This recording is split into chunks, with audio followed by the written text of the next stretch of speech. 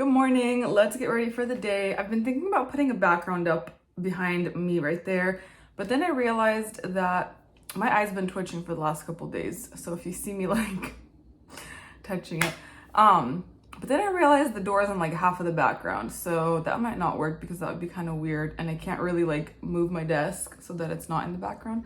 But anyways, today I'm going to be using e.l.f. bronzer. I haven't used it in a really long time, and I feel like it's a very hit or miss kind of product. I typically use a different brush for cream products, but because this is almost like a cream to powder formula, I like to really pat it in, and then I like to stipple this bronzer on. You know, actually, I want to go in with foundation first because I'm pretty red today. I have this LA Colors green color corrector, and I like that I have the EXA one as well that I like, I think, more. So I just need to make sure. I think I'll use this today just to like make sure I should declutter it. I think this one is super, yeah, it's so sheer. It's doing literally nothing. I'll put it in with, or blend it in, yeah.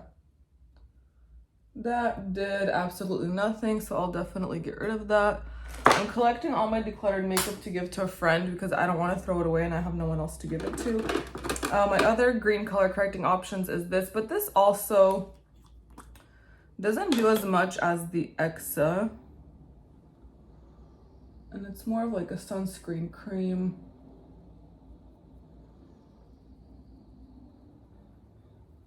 And it's a lot brighter than the, oh, I love how it smells though. It's a lot brighter than the EXA. This is what the EXA looks like.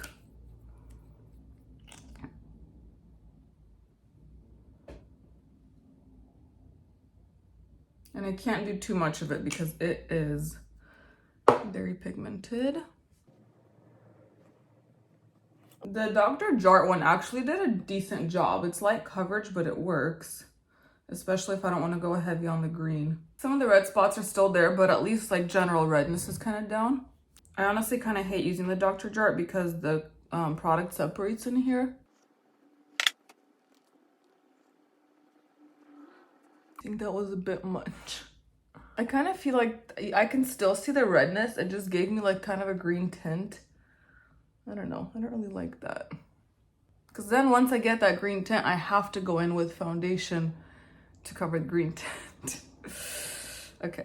The reason I actually bought this Dr. Jart to begin with is because there was a Marie, the girl that created Bloom, that green powder. I'm going with green or pink color corrector next, or peach. But she used it as like a foundation and it looked so good on her, so I bought it. But I don't know, it doesn't, I get more of a green tint than like, rather than like an even foundation look. But this color corrector is literally magic. And I tried almost every single one at Ulta. And that video never went up, but maybe I'll still put it up one day. But this is by far the best color corrector ever. It's not too sheer, it's not too thick, it's not too tacky, it's not too dry. Like literally it has the perfect amount of pigment. The best. I don't know why people wear any other ones. I want water. Now that I have all these green color correctors on, I don't want to put a ton of foundation on because I don't want a cakey face today. I decided on this. This is a Suntegrity Impeccable Skin. I'm in the shade Nude. This is the perfect. People compare this to the It Cosmetics CC cream, but it is a million times better, and it is like a clean formula. It's really thick, but this, it is the most skin-like thing that I have. It will never ever look like too much on your face. It also doesn't have a ton of coverage, but I've tried other things that have a little bit of coverage but still look cakey or dry. And this is also an SPF product. It's sunscreen. Sometimes I get really obsessive over like red spots or whatever, and I want to like be a perfectionist and cover everything up, but at the end of the day, once the rest of the makeup goes on, it's not even going to be noticeable. So I do one pump on each side. I usually don't put foundation on my forehead and nose and chin, but since this one is so skin-like, it's fine. This is also a really, really good color match for me.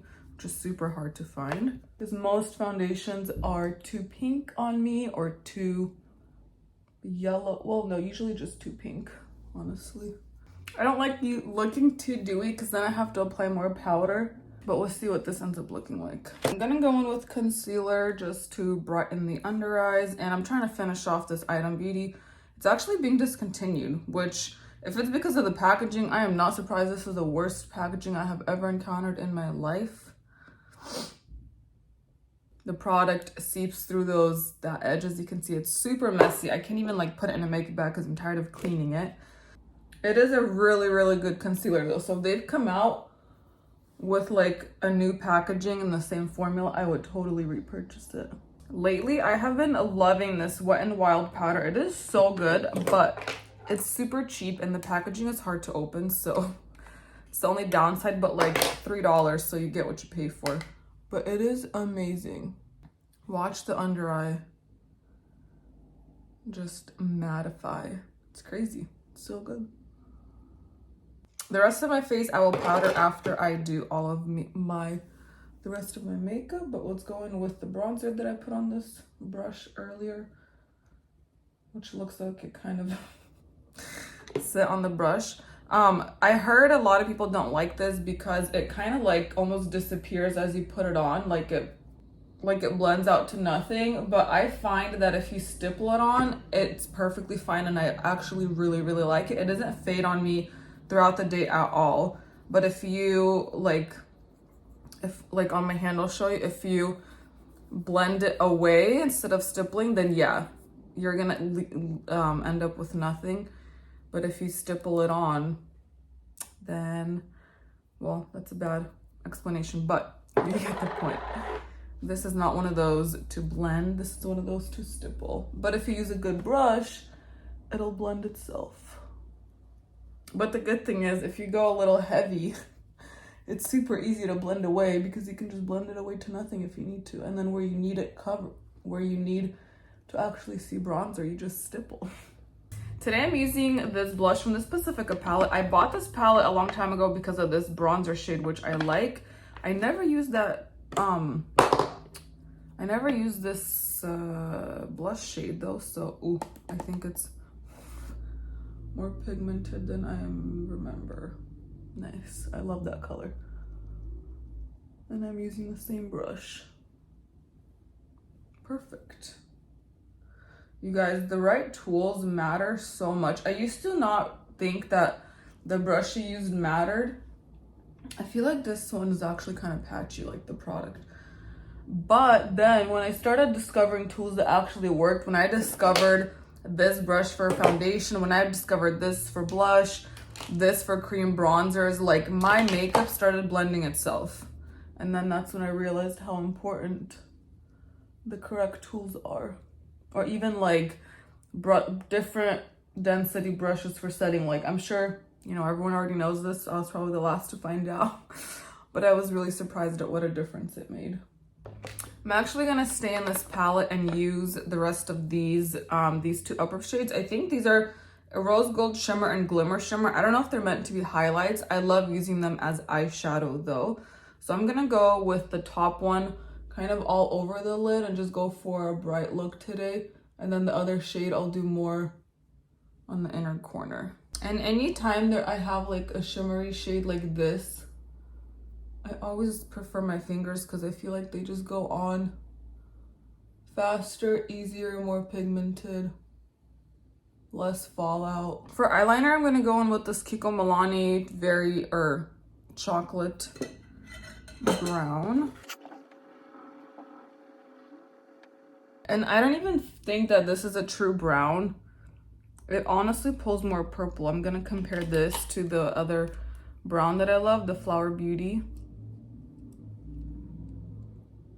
Yeah, you could see this is the Flower Beauty, this is the Kiko Milani. Like that's not a chocolate. It definitely pulls more purple. It's still really pretty. So I've been using the e.l.f. eyebrow pencil because I ran out of the Jane Iredale one and I hate it. It's too thick.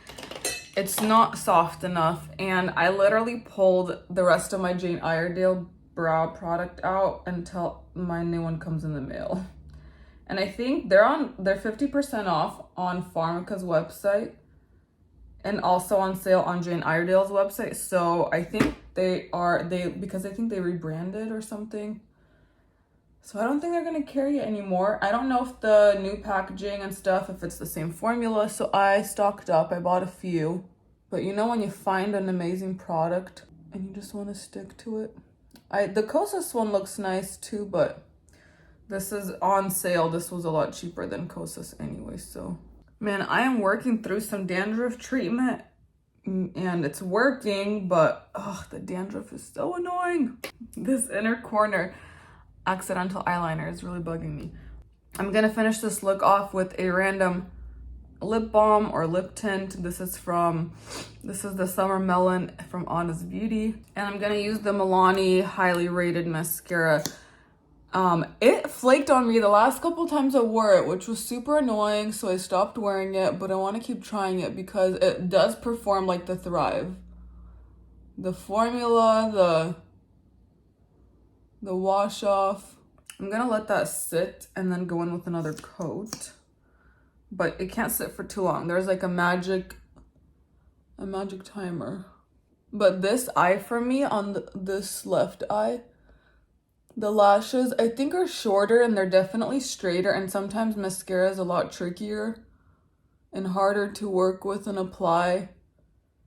And when a mascara does good on this left side, I know it's a good one, and this is a good one, but the flaking I just can't deal with. Hopefully I didn't take too long for this eye. Actually, it's still wet. Wow, that's taking a really long time. Thrive definitely dries faster than that. Okay, I'm really hoping it's not gonna flake today, because if it doesn't flake, that would be amazing. It's so much cheaper than the Thrive. And I know people say like, oh, they're duping Thrive, but Thrive is like, you know, giving back to women or whatever. Yeah, but they shouldn't jack up the cost of a mascara because they're giving that money away. We should have the option if we want to donate. Like I donate and give to companies and charities that I personally choose to, and I shouldn't have to buy a product just because there's cushion in that product for the company. I mean, I guess it's good that companies are giving, but I think it's not. This is controversial, but I don't think people should be upset that Milani's duping a product that another company is giving away to, because Milani could be doing the same thing. I could be doing the same thing. You can do the same thing. You can buy a cheaper mascara and then take that money and go give it somewhere. So it's silly. But anyways, that's just my own thoughts. I mean, you're definitely not really going to get volume, and it takes forever to dry. Thrive dries way faster. I mean, it is what it is, you know? I don't know. Every time I use it, I think I like the Thrive more, so I've been debating, because I'm kind of out of the Thrive, I've been debating to repurchase it or not. So honestly, I think it will. Like, if I have to keep playing with the mascara and finicking, not that that never happens with the Thrive, but I don't know. This one just kind of gave me spider legs, but whatever. Anyways, the other problem with this Milani mascara is that because it takes so long to dry, as like I blink, the mascara transfers to the bottom lashes, which I don't care about. But because the formula is kind of sticky, because it's a tubing formula, my eyelashes almost like can get stuck, or especially they're long, so I have to constantly separate them, and then they just kind of shift differently from how I manipulated them with the mascara. It keeps sticking. It's super annoying. Anyways, honestly, I think the Thrive's a winner. I'm gonna finish off with Kosas Air Brow to put those brows in place. All right, that was it for today. Thank you for watching. I'll see you in the next one.